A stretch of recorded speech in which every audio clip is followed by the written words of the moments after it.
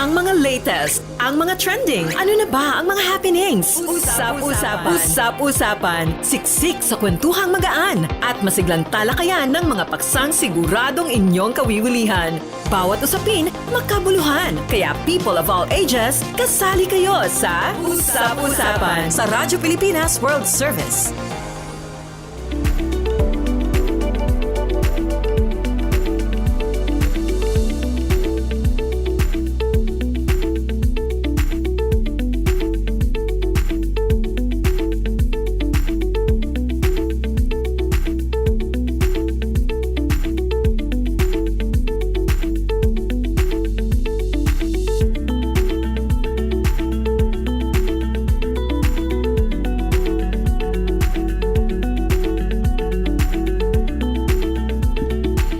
Okay, magandang araw po sa ating mga tagapakinig at tagapanood dito po sa Radyo Pilipinas World Service. Welcome po sa ating programang Usap-Usapan kung saan tatalakayin po natin at pagkukwentuhan, pagdidiskusyonan ang mga naging usap-usapan ngayong linggo at ngayong araw. Siyempre po, ito pa rin po si Bea Gaza de Guzman ang inyong makakasama sa programa. At napapanood niyo po kami sa Facebook live streaming ng Radyo Pilipinas World Service at sa YouTube channel. Available din po tayo sa online radio sa pamamagitan ng ating audio streaming gamit ang inyong mga Evox PBS receiver app. Sa ating mga kausap-usapan dyan na wala pa po at gustong subukan ang online radio, pwede nyo pong i-download ang Evox PBS receiver app sa inyong Google Play Store kung kayo po ay Android user at sa Apple Store naman po para sa mga iPhone user. At balik shortwave na nga rin ang Radyo Pilipinas World Service, mas pinalakas, mas pinalawak po, abot natin ang ibang bansa. At napapanood din tayo ng ating Radyo Pilipinas World Service listeners and friends abroad. Dahil abot na rin natin ang ating mga overseas Filipino workers at ang ating pong mga seafarers. Meron po tayong dalawang programa, ang English service po tuwing 10 a.m. hanggang 11:30 a.m. mapapakinggan sa mga sumusunod na shortwave frequencies sa 12.020 MHz, 15.640 MHz at sa 17.665 MHz. Ang Filipino program naman po tuwing 1:30 a.m. hanggang 4:30 a.m. mapapakinggan sa mga sumusunod na shortwave frequencies 9.370 MHz, 9.925 MHz at 12.120 MHz. Siyempre, sa pakikipagtulungan pa rin po ito ng Presidential Broadcast Service, Bureau of Broadcast Service ng Radyo Pilipinas World Service sa ating United States Global Media o iyong mas kilala bilang Voice of America. Batiin na rin po natin ang ating mga technicians, no? Diyan po sa ating transmitter sa Tinang Tarlac. Okay, so sa episode ngayong araw ng Usap-Usapan, pag-uusapan naman natin itong sa unang bahagi, ang traslasyon syempre dahil batay sa kasaysayan ay eto na yata, after niyang mag-proceed, no, kasi nahinto ang traslasyon noong pandemic at upon resumption, ito po ang pinakamahaba na naitalang matagal, no, nung prosesyon ng traslasyon mismo kasi as of 9 a.m. ay 29 hours na po yung ating prosesyon. At batay din po sa datos nitong umaga ay umabot na sa 8.1 million, no, ang ating crowd estimate. So, makikibalita din tayo kung meron pa pong update sa ating crowd estimate. Ano po ang sitwasyon on the ground? Okay na po si Major Asilo. Okay, sige. Papasukin natin. Live po Via phone patch, kasama natin si Police Major Hazel Asilo, ang tagapagsalita po ng National Capital Region Police Office o NCRPO. Magandang araw po sa inyo, Major Asilo. Si Bea Gaza de Guzman po ng Radyo Pilipinas World Service. Yes, ma'am. Magandang umaga po. Magandang umaga. Maraming salamat po sa inyong oras. Alam ko po, busy-busy kayo sa ground. So sige, simulan na natin. Meron po ba kayong initial assessment sa Traslasyon 2026, Major? As of time po, overall assessment po natin is generally peaceful but physically demanding po, given na nag-extend na po tayo ng sobra sa 24 hours. Bagamat mas matagal po kaysa karaniwan yung ating prosesyon, patuloy naman pong maayos na monitor at pinapangasiwan ng NCRPO at ng ating mga katuwang na ahensya ang seguridad, crowd control at medical response na may pangunahing layuning mapanatili ang kaligtasan ng ating mga deboto. Generally peaceful but physically demanding. Nako, nakuha ni Major. Talaga kami rin po ay nakamonitor, no? Yun nga sabi ko, over 24 hours na ito. Major, speaking of medical response ninyo, ano po ang huling datos sa mga oras na ito, sa mga sugatan at kung meron po bang nakadagdag doon sa dalawang namatay? Wala naman po, pero po kung isusumahin po natin simula kahapon ang atin po mga medical emergencies ay umabot na po na 1,054. Ang atin pong datos ay nagmula sa DOH. Okay, 1,054. Okay. And dito po sa nabalitaan naming dalawang patay, do we have details na po ba sa sanhi po ng pagkamatay, Major? Ang initial lamang po natin ay natagpuan siyang nakahandusay na po doon sa pavement po ng Castillejo Street matapos pong dumaan ang andas. So sa ngayon po, nagkakaroon po ng autopsy doon sa ating natagpuan para po malaman natin yung naging cause of death maliban po doon sa physical na naging observation po natin. Bagamat naisugod pa rin po siya sa Jose Reyes Memorial Medical Center na dineklara pa rin po siyang dead on arrival ng kanyang attending physician. Okay. And Major, ito po, may mga naitala po ba tayong krimen o untoward incidents o may pag-aresto po ba kayong isinagawa dito po sa Traslasyon 2026? Sa ngayon, wala naman po tayong naitalang major na criminal incident na may kaugnayan po sa trastasyon, maliban po dun sa mga reports po ng nasalisihan or nadukutan ng cellphone, na which is yung iba po, nasabi nila na charge to experience dahil alam po naman nila na talagang mangyayari yun during siksikan. Pero sa ngayon po, patuloy naman po kaming tumatanggap ng mga reports at mga reklamo o kung ano pa man ang gusto nilang i-report. Nandyan po ang ating mga kapulisan, ng mga police assistance desk po tayo na maaari po nilang lapitan. Major, maituturing natin as of the moment, zero crime o zero violent incident na ang naitala po ninyo. Saan po natin ina-attribute ang masasabing tagumpay na ito? Yung atin pong sigurong mas maayos na crowd management, ganun din yung ating mas pinalakas na police visibility at police presence. At syempre po, yung suporta at tulong ng ating mga deboto at ng ating mga kababayan na nandyan po ngayon sa prosesyon natin. Major Asilo, sabi nyo kanina physically demanding dahil tumagal na ng mahigit 24 na oras at nagpapatuloy pa rin ba ito? As of kanina nung nag-check ako, mga 9:52, pa kanan pa lang daw sa Palangka Street, Quezon Boulevard Bridge itong ating prosesyon.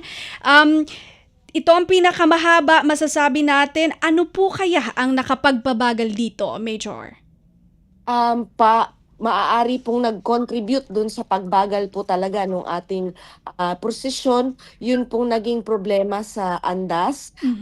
Kasi po ilang beses po siyang nabalahaw dun sa gilid po, lalo po dyan sa may Arlegui, dun saan po na inabot po siya ng more than 10 hours, mga more than 5 hours po siyang nandoon na hindi po minsan gumagalaw dahil na rin po nagka-problema dun sa ating gulong po ng ating andas. At syempre po meron pa pong factor na naputol po yung lubid at kailangan pa po nating ibalik or palitan po yung lubid na yun. Mhm.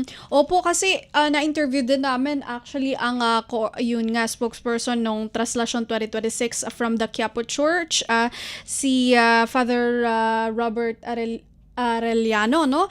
Sabi niya, based from the previous interview, makatutulong daw sana na pabilisin yung prosesyon sa pamamagitan ng gulong. Pero ano po sa tingin ninyo? Did it help po ba, Major Asilo? Actually may manibela na daw po. So kung iisipin, ang gulong supposed to be ay magpapabilis, pero bakit po kaya ganoon? Based po sa amin lamang naman pong assessment, hindi pa naman po ito official. Mhm. Ang ayon po sa aming info is before daw po 3 lang yung gulong. So Mhm. isa sa unahan, 2 sa likod. Ngayon daw po Yes. is naging 4. So kung i-imaginein po natin yun, mas madali pong i-manipula yung 3 gulong, mas madali po natin siyang mai-direkta kung saan natin gustong papunta compared po dun sa sa 4 na gulong na kumbaga po straightforward Mhm. Oo nga lamang naman. po yun, hindi natin agad-agad basta maiipaling. Mhm, oo nga naman, it makes sense. Okay, Major Asilo, ito pa po, yung crowd estimate natin sa pinakahuling datos kasi kanina ang nakita namin ay 8 million. Do you have any updates po dito sa ating count? Bali po yan pong count na po yan ay ang pagtataya po ng ating Manila PRO, Mhm. ng local government. Sa amin po sa PNP, as of 9 AM po kanina ay nasa 2.7 po yung ating Okay. pinakahuling datos. 2.7 million. Oo. Kasi iba din meron din silang count based on drone, no? So parang ini-estimate lang din nila. And Major Asilo, paano po pinangangasiwaan ng NCRPO yung rotation? Kasi may nakita ako kanina ang oras, if I'm not mistaken, 2 AM ay may picture po from other media outlets na nakahiga po yung iba sa inyong mga tauhan, no? Dito sa pagbabantay na inyong ginagawa, yung fatigue ng ating mga uniformed officers, syempre, we are concerned about that as well. Naka-duty simula noong 4 AM kick-off kahapon. Ano po ang inyong, kumbaga, masasabi rito? Tama po, kagabi po hanggang sa madaling araw ay meron po mga chances na nakikita tayo na yung ating mga kapulisan ay mga nakahiga na. Kumbaga sinasamantala po nila yung mga pagkakataon na pwede po silang magpahinga hanggat hindi pa po sila kinakailangan.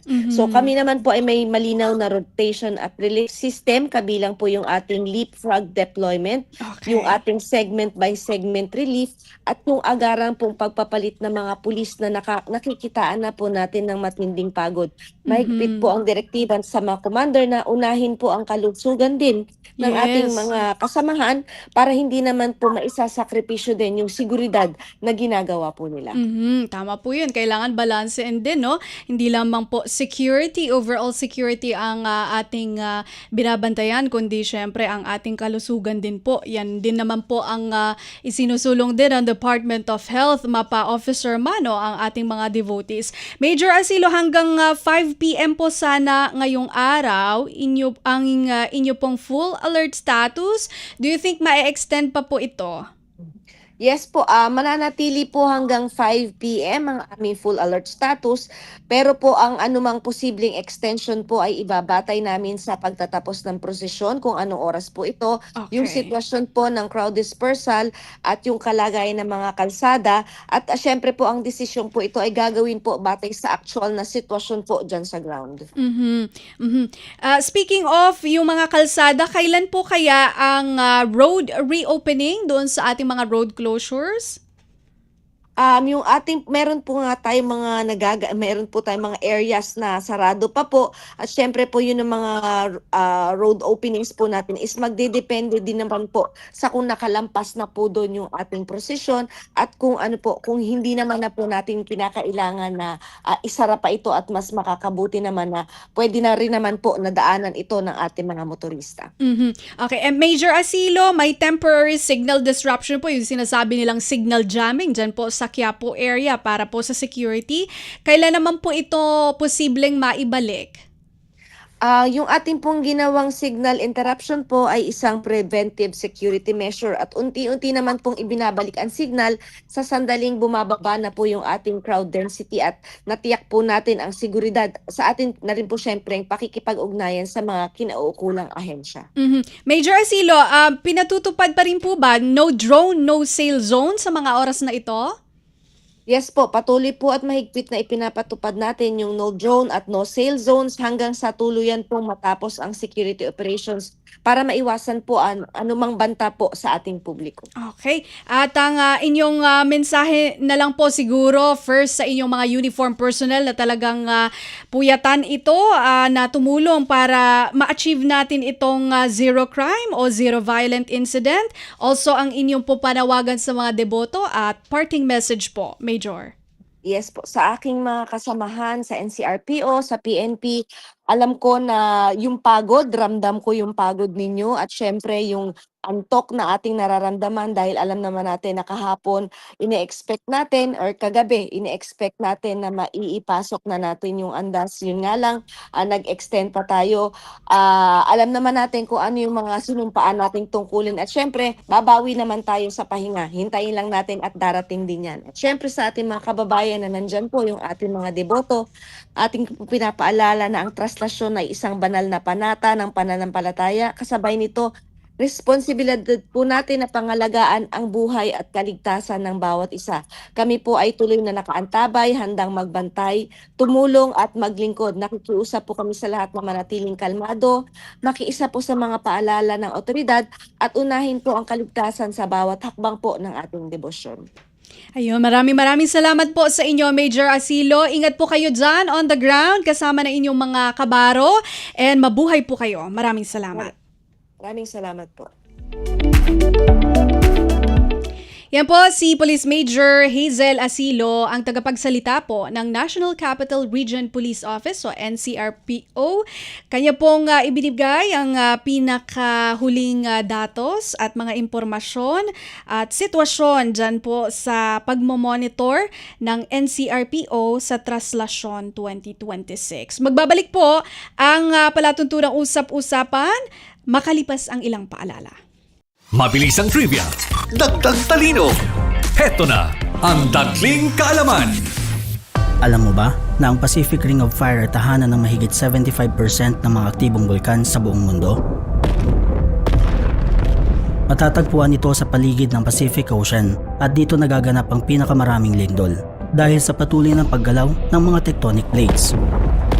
Sa Pilipinas, bahagi tayo ng Pacific Ring of Fire kung kaya't madalas tayong makaranas ng pagputok ng bulkan at mga lindol.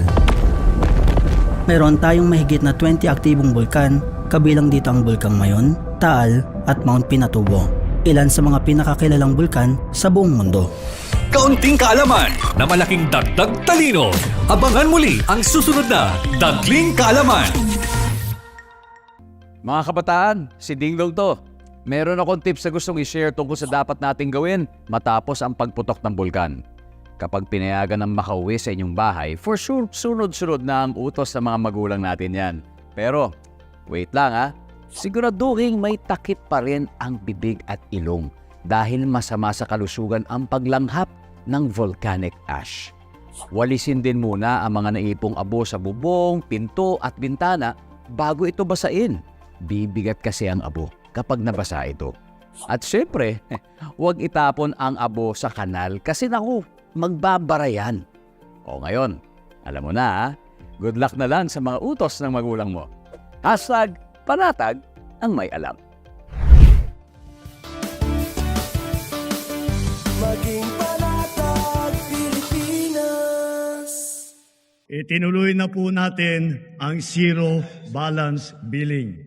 Libre po.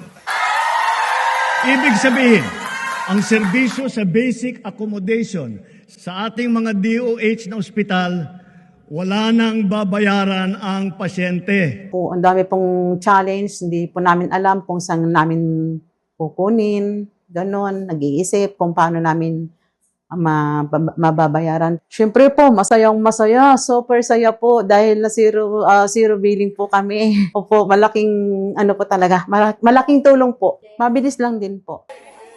Bayad na ang bill ninyo. Uulitin ko, wala nang kailangan bayaran ng pasyente basta sa DOH Hospital dahil bayad na po ang bill ninyo. Naiyak ako kasi sobrang saya. Maraming salamat po, Mr. President Bongbong Marcos Jr. Hindi kami nagkamali ng taong ihinalal.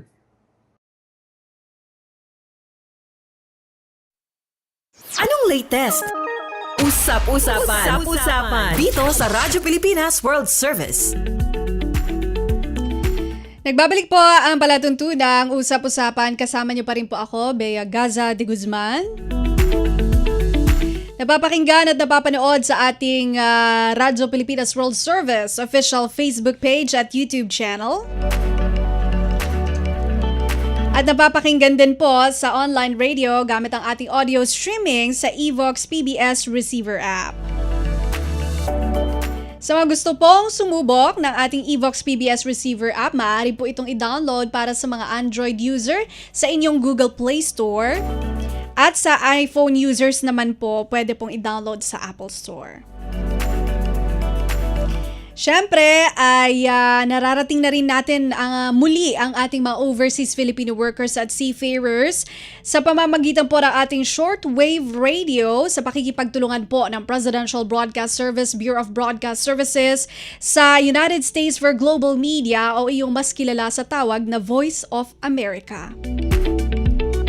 Siyempre, dahil madaling araw po, no, baliktad ang oras sa Pilipinas sa abroad no. So, ang English program po, 10 a.m. hanggang 11:30 a.m. mapapakinggan sa mga sumusunod na shortwave frequencies. 12.020 MHz, 15.640 MHz at 17.665 MHz. Ang Filipino program naman po tuwing 1:30 a.m. hanggang 4:30 a.m. mapapakinggan sa mga sumusunod na shortwave frequencies. 9.370 MHz, 9.925 MHz at 12.120 MHz. Nagpapasalamat po tayo sa nagmaman ng operation ng ating pong transmitter dyan sa Tinang Tarlac. Okay, habang hinihintay natin yung ating panauhin sa ikalawang bahagi, no, pag-uusapan natin itong pagkapanalo ng isang manunulat, taga-Kalinga, no, sa 2025 Carlos Palanca Memorial Awards for Literature sa kategoryang English Essay. First prize winner po siya.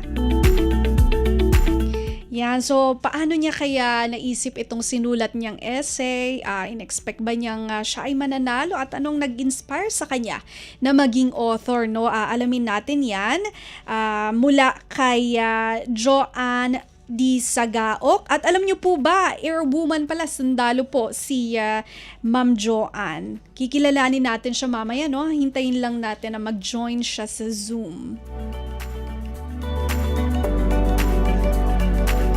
Pero in the meantime, no, balikan lang natin yung ating usapan dito po sa traslasyon, no?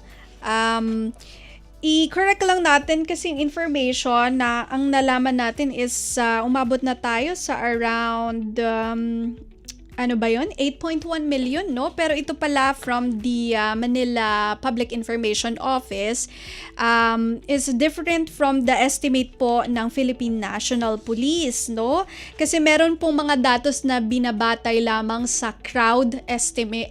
What I meant is yung drone estimate. Ayun. So, yung pagpapalipad ng drone, makikita yung mga pictures ng tao. So, yun, 8.1 million, no? Yung drone estimate.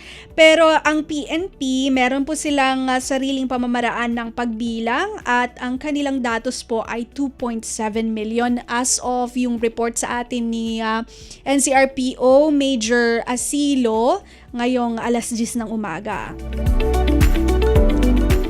At kung ikukumpara yung bilang, no, may mga reports na nagsasabing parang 4 times na mas marami kumpara sa datos ng mga nakaraang taon, no? So i-share natin itong ating tally from different reports, no? 2016 ay ang crowd estimate po sa traslasyon 1.4 milyon. Noong 2017 naman po, 2.5 milyon. Tapos noong 2018, 4.5 million. Bumaba siya ng konti by 2019, just before the pandemic, 4 million. Tapos noong 2020, may 3.3 million crowd estimate tayo. Alam naman natin, by 2021 at 2022, 2023, suspended siya. 2024, meron tayong 6.5 million. So nakita nyo po yung progression ng numbers natin. So talaga naman na ito po ay 4 na beses na dumami, no, compared sa ating previous data. Nandiyan na ba si ating okay, wala pa. Sige. Alright. And share lang natin, no, sa ating mga kausap-usapan diyan itong trivia kung bakit daw po itim yung imahe ng Poong Jesus Nazareno, no? Kung nakikita nyo po sa inyong mga telebisyon, sa mga ulat, pati po doon sa mga pictures sa dyaryo at saka sa Facebook. Syempre, Facebook na rin tayo, social media. Nakikita nyo po, itim po siya. At may mga nagtatanong po, bakit po itim? Kasi daw, nung dinala po itong imahe na ito mula sa Mexico ng mga Agustinian Recollects, after po ito ng arrival sa Manila noong 1600s, may nagsasabing nasunog daw po yung image.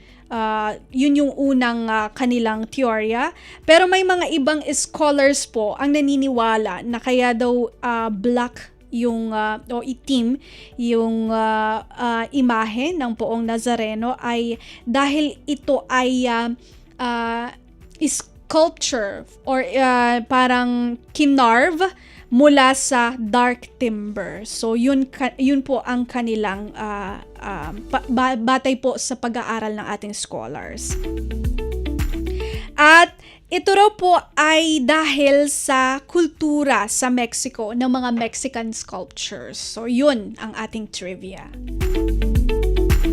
No, so may natutunan kayong bago dito sa ating usap-usapan talakayan. Alright, sige, nandito na ang ating ikalawang guest, no? Natutuwa tayo at pinagbigyan tayo ni Ma'am Joanne, no? So ipakilala na natin siya. Live po natin makakasama via Zoom ang ating Palangka Awardee, no? Si Ma'am Joanne Sagaok, isang manunulat at airwoman first class po mula sa Philippine Air Force. Magandang araw po sa inyo, Ma'am Joanne. Si Bea Gaza de Guzman po ito ng Radyo Pilipinas World Service. Hi, good morning Ma'am Bea, and good morning po sa lahat po natin mga taga-subaybay sa Radyo Pilipinas Worldwide Award Service. Yes, Ma'am Joanne, maraming salamat po sa pagpapaunlak sa aming imbitasyon. Ako, mukhang nasa field si Ma'am Joanne, ano? Ito po ang aming katanungan sa inyo, Ma'am Joanne, dahil congratulations nauna na ang congratulations dito sa ating winner, no? First prize bilang author ng Echoes of Life in a Kalinga Village, Past and Present. English Essay category po ng 2025 Carlos Palanca Memorial Awards for Literature.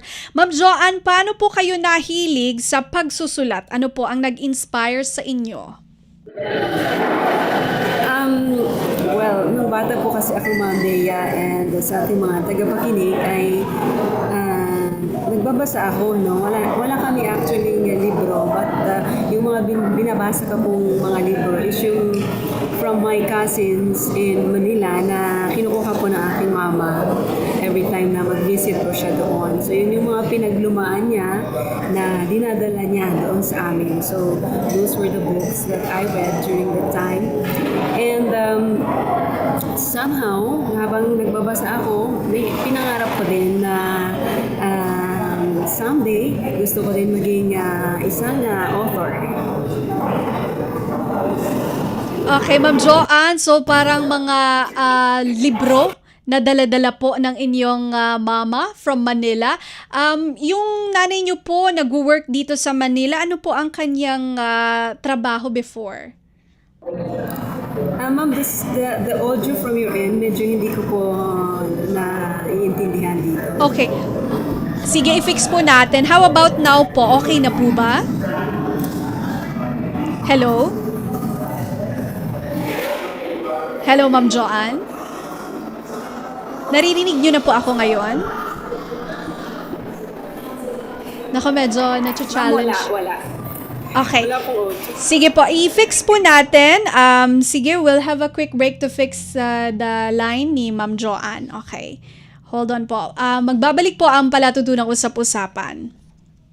Mas pinadali na ang government transactions sa tulong ng eGovPH Super App. Pwedeng-pwede mo nang magawa ang lahat ng ito. I-download ang eGov app sa iyong smartphone o tablet mula sa App Store o Google Play Store. Pagkatapos, ilagay ang iyong mobile number at i-authenticate gamit ang one-time PIN o OTP para marehistro ang iyong account. Saka ilagay ang iyong mga pangunahing impormasyon at kumpletuhin ang facial recognition technology para sa verifikasyon ng iyong pagkakakilanlan. Para sa mas mabilis at mas maayos na serbisyong panggobyerno, gamitin na ang eGovPH Super App. Mabilis ang trivia, dagdag talino. Heto na ang Dagling Kaalaman. Mahilig ka bang kumanta? Ba't di papatulan ang pagsuyong naghulat? Bukod sa pinagagaan ng iyong pakiramdam, ay pinalalakas pa ang iyong lungs. Ang pagkanta ay nakakatulong din para labanan ang iyong stress at ikaw ay makapag-relax. Nakakatulong din ito sa pagpapabuti ng iyong memorya at pag ikaw ay nakakaranas ng hirap sa buhay. At ang good news, ang pagkanta ay para sa lahat. Let it go, Nasa tono ka man o wala. and here I stand. Kaunting kaalaman na malaking dagdag talino. Abangan muli ang susunod na Dagling Kaalaman. Anong latest? Usap-usapan. Dito sa Radyo Pilipinas World Service.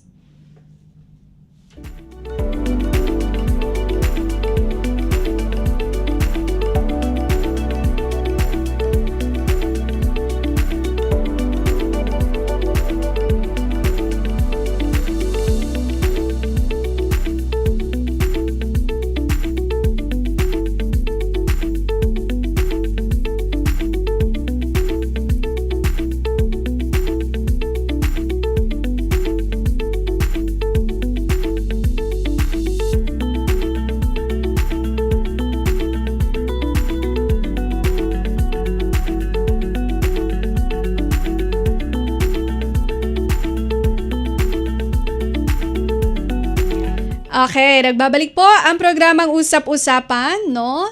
At ipagpapatuloy natin ang ating kwentuhan sa ating Palangka Awardee, no? Hindi natin ito i-give up dahil maganda po yung kanyang kwento. At syempre, nais po nating makapagbigay ng inspirasyon sa ating mga kausap-usapan. Lalo na po yung mga bata na nanonood at gusto rin po sana someday maging isang writer, no? So, ginawan natin ng paraan. Syempre, hindi tayo mauubusan. Ang mga tao po rito ay resourceful.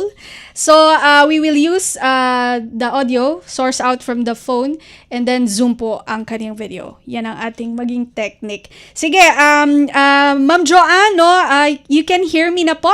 Nagbabalik po si Ma'am Joanne on the line. Yes, ma'am. Naririnig ko na po kayo. Okay, sige. Ituloy natin ang ating kwentuhan, no? Sabi niyo po kanina, na-inspire po kayo mula sa inyo pong nanay na laging nagdadala sa inyo ng mga actually used na mga libro. Sa Maynila po, ang inyo pong mama, is she a teacher po ba? Bakit ganoon na lamang po ang kanyang pagpapahalaga sa education? Yes, actually, my mama is a teacher. She was my first teacher kasi nung mga panahon na yon, she was a daycare teacher sa amin pong community. So, para sa kanya, mahalaga talaga yung mga libro. And aside from that, there was one time na lagi ko din ikwento habang ako'y nagbabasa ng mga books. Every time we water the rice fields kasi dun sa amin, dun sa palangan namin. Kami yung inuutusan na magbantay dun sa magpapatubig dun sa aming mga palayan. So, nagdadala ako ng books and binabasa ko yun. So every time nakikita ko nung pinsan ko, which is namatay na siya ngayon, lagi niyang sinasabi niya sa akin na alam mo, paglaki mo, siguro ikaw ay magiging teacher. Bakit? Sabi ko gano'n. Kasi lagi nang nagbabasa, lagi nang may dalang libro. So I think something related din sa pagbabasa, yung pagiging, wala na tayo, kasi tayong ibang maisip nung mga bata tayo. Pag tinanong mo ang bata kung ano yung gusto mong maging paglaki mo, ang unang-unang gusto sa structure, yun lang yung alam natin na profession. So, yun na din yung sinabi ko. But I dream na someday ay makikita ko din yung pangalan ko sa front page. Kumbaga isang Oo. So talagang bata pa lang po kayo ay pangarap nyo na po maging author. Yes, parang gano'n ba? Yes, okay. And speaking of, sinulat niyo po itong Echoes of Life in a Kalinga Village, past and present. Ito po yung nagpanalo sa inyo sa 2025 Carlos Palanca Memorial Awards for Literature, English Essay category.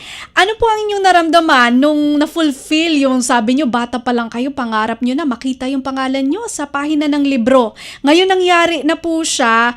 Ano po ang inyong naramdaman sa tagumpay na ito? In-expect nyo po ba mananalo kayo sa Palanca? Well, 50-50 yan eh. Pagka, kasi when you join the, any competition, syempre kasi naniniwala ka sa, sa entry mo o yung sa acta mo. And then, 50% is, nagda-doubt ka pa rin kasi this is a national competition and all of the mga magagaling talaga ng mga manunulat ay paniguradong join din sila. So, malaki yung belief ko syempre sa aking work. And, pero hindi pinasahan na magiging first prize siya. Kasi sa dinami-dami ba naman ng kwentos, sa buong Pilipinas pa, I was so overwhelmed kasi naging first prize pa siya. And I thought na ito palang mga kwento na ito na mga ordinary stories lang is nagustuhan during the time nagustuhan ng 3 tao kasi 3 lang naman ang judges. Okay, but at least, di ba? Nagustuhan ng 3 tao during the time, but during the notification ng mga winners, hindi ko in-expect that the foundation will notify yung mga winners during weekends. Okay. Oo. Hindi ko talaga in-expect yun. And then, one of my friends, sabi niya na may nakita siyang post, kasi inaabangan ko din eh. Okay. May nakita siyang post on Facebook na mother na very proud sa kanyang anak na pinost niya na yung kanyang anak winner. Okay. So, chinek ko din yung aking email, wala naman akong na-receive. So, sabi ko, baka siguro hindi ako nanalo. And then, I thought, na ako parang medyo low moral na ako. And sabi ko, sige, I will accept it. Pero, sige, I will, pagbigyan ko muna hanggang Monday. Sabi ko, kasi baka naman na, siguro may extension, something, gano'n. Yes. And then, from Monday, morning, afternoon, and then hanggang sa evening na wala akong na-receive na notification. Sabi ko, siguro nga, hindi ako nanalo, so I will close this chapter. Accept ko na lang. And then, patulog na ako and may nakita akong, na-receive akong notification sa aking email. Then, when I read it, siguro sabi ko, notification na that you didn't win. Sorry, you didn't win the Okay. competition. Pero hindi Nung binuksan ko yun, sabi niya that I won and first prize pa. So doon ako na-surprise na talaga first prize. And then, ayun.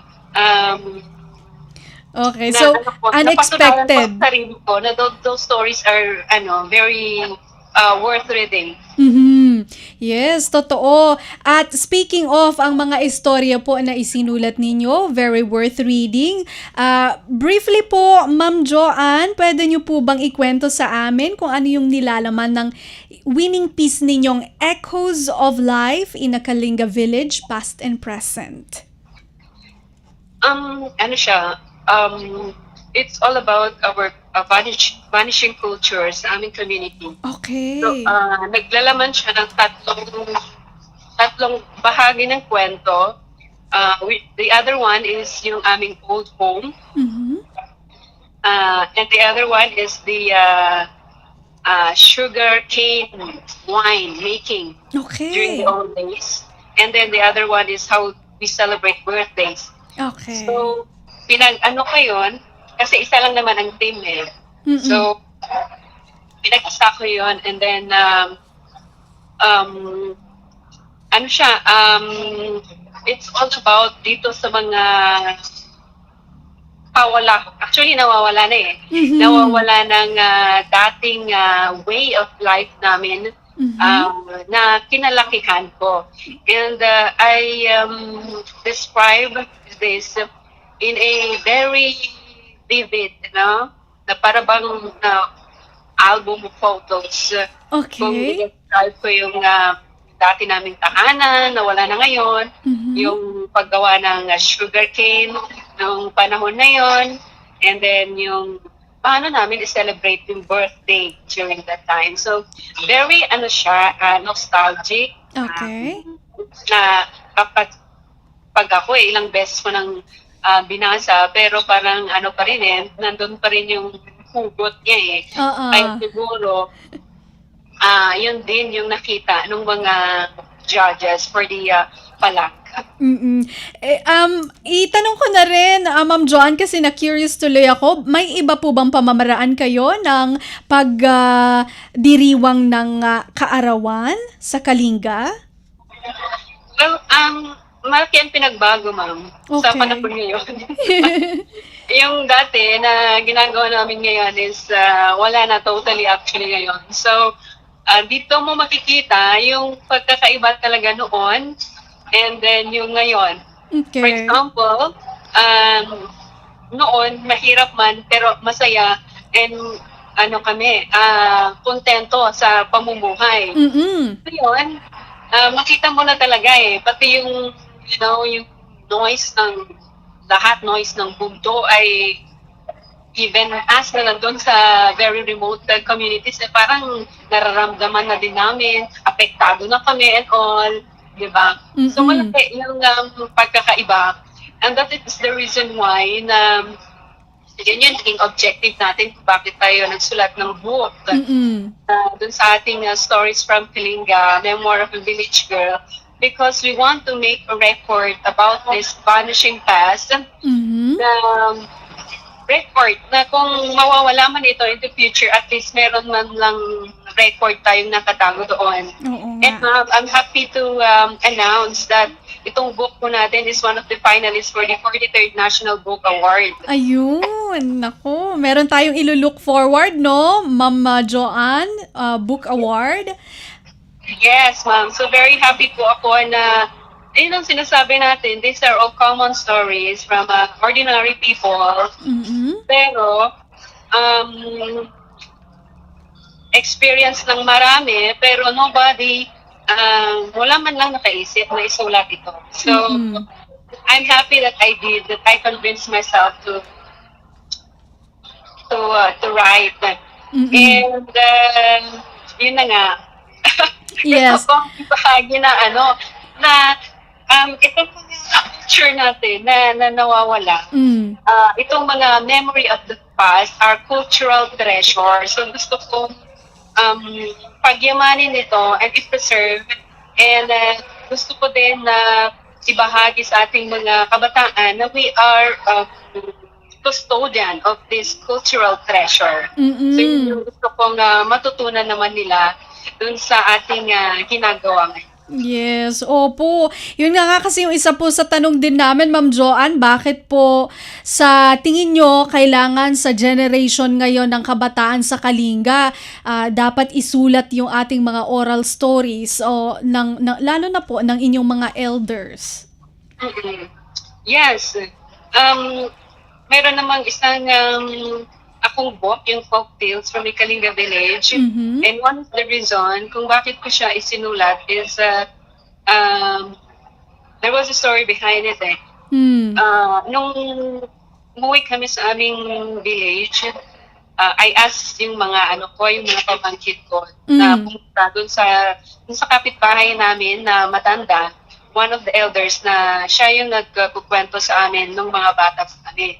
Sabi ko sa kanila, pumunta kayo sa kanila and ask him to tell you stories, sabi ko.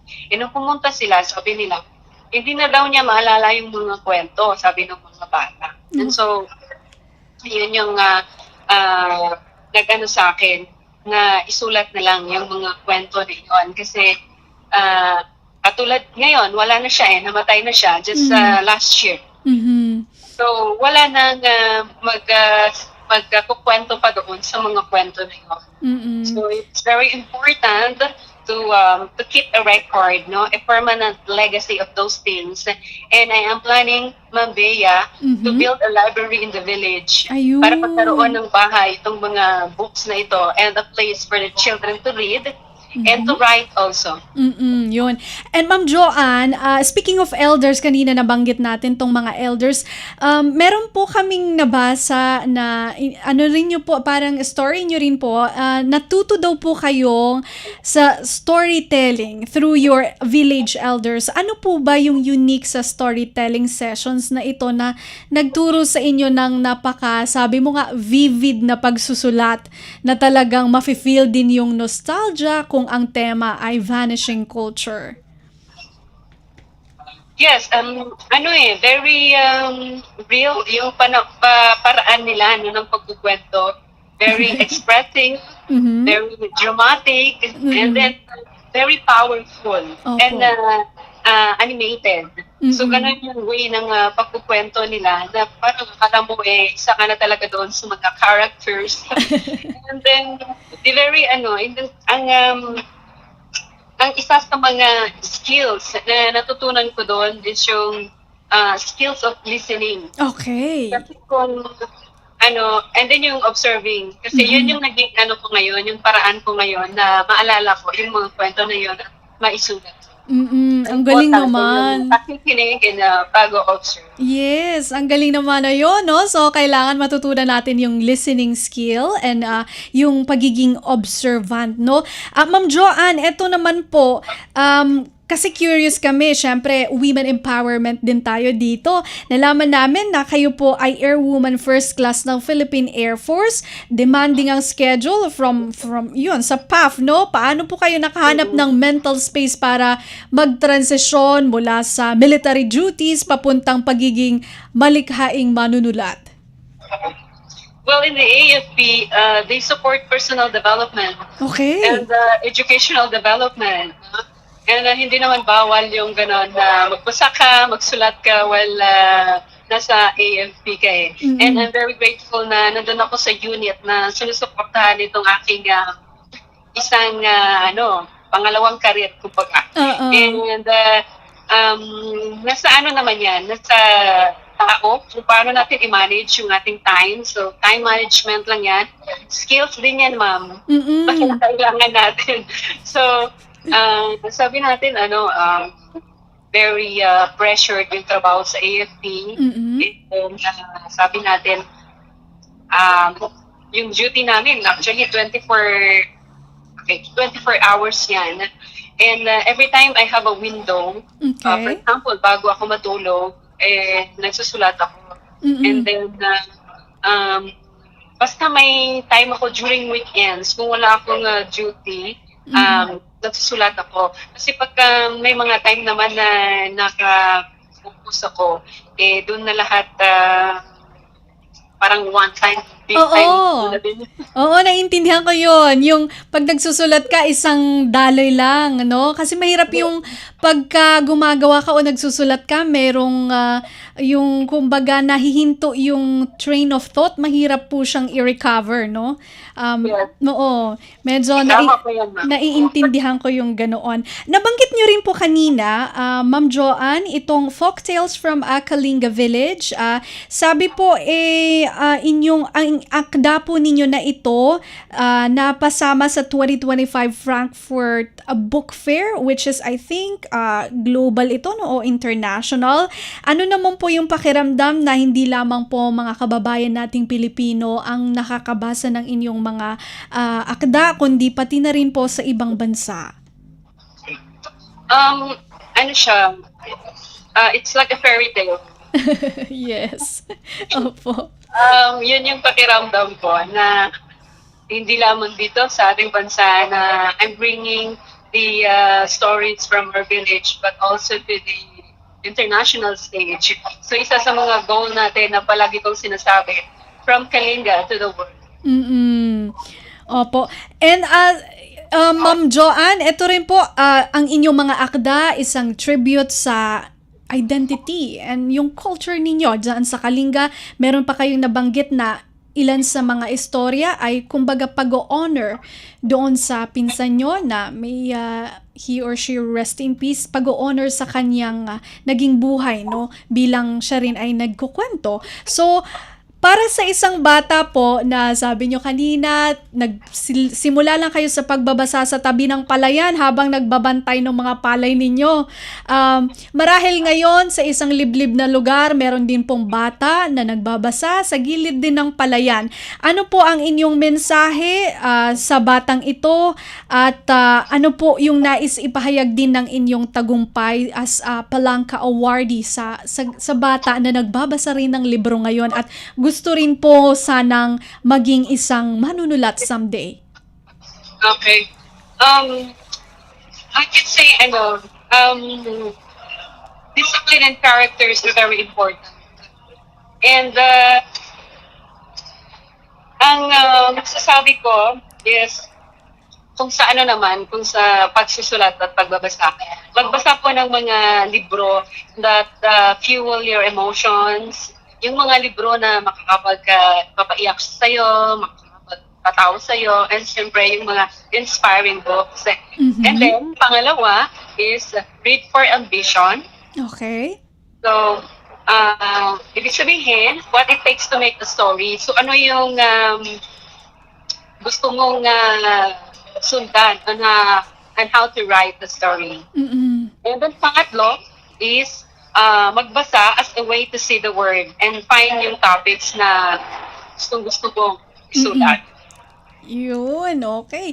So yan ang ating mga tips at mensahe, no, from Ma'am Joanne dito po sa kanyang mga libro, no, at pagkakapanalo sa 2025 Carlos Palangka Memorial Awards. Meron po kayong parting message sa ating mga tagapakinig at tagapanood, Ma'am Joanne? Yes, thank you so much po, ulit ma'am, for having me here for the time. Kasi last year pa yon yung Palangka, but alam mo yun, yung excitement ay nandito pa rin. Yes. Until kaya, thank you so much po for this interview at maraming salamat din po sa ating mga tagapakinig. And masasabi ko lamang po, lalo-lalo na sa ating mga kabataan na gusto na din pong magsulat, ay wag na pong kayong maghintay ng tamang panahon because the right time is ngayon, no? Yes. Para isulat yung mga kwento nyo na yan.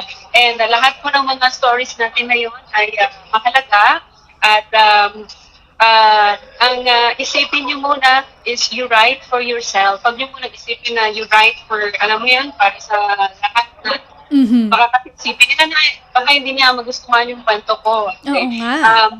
Unahin nyo muna yung audience nyo muna yung sarili nyo.